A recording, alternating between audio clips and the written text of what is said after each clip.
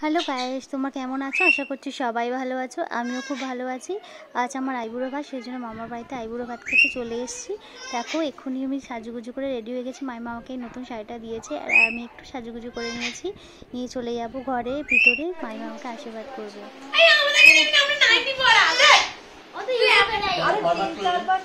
বাবা ফরম্যাট কি করব? আমার ফোনে কত কিছু আছে, বলে ফরম্যাট যেগুলো আছে সেগুলো সরি রাখ।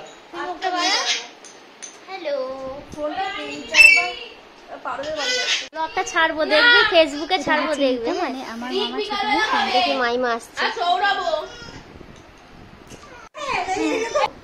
এই তো নিয়েছি, আগে আমাকে এই তো নিয়েছি, তোমাকে নিয়েছি। দিদি আমাকে নিবি না, চারটা দিদি না না মামা, না মামা খাও। কেমন করেছে? হ্যাঁ হ্যাঁ যা তা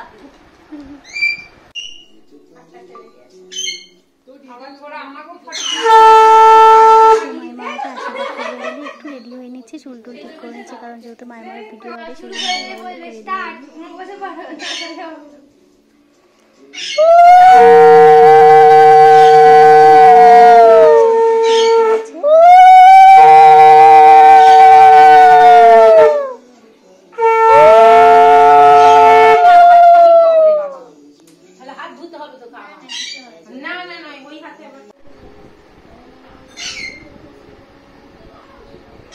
আমিও রেডি হয়ে খেতে বসে গেছি। মাইমা খুব ভালো ভালো রান্না করেছে আর আমাকে খুব সুন্দরভাবে খেতে দিয়েছে সাজিয়ে গুছিয়ে।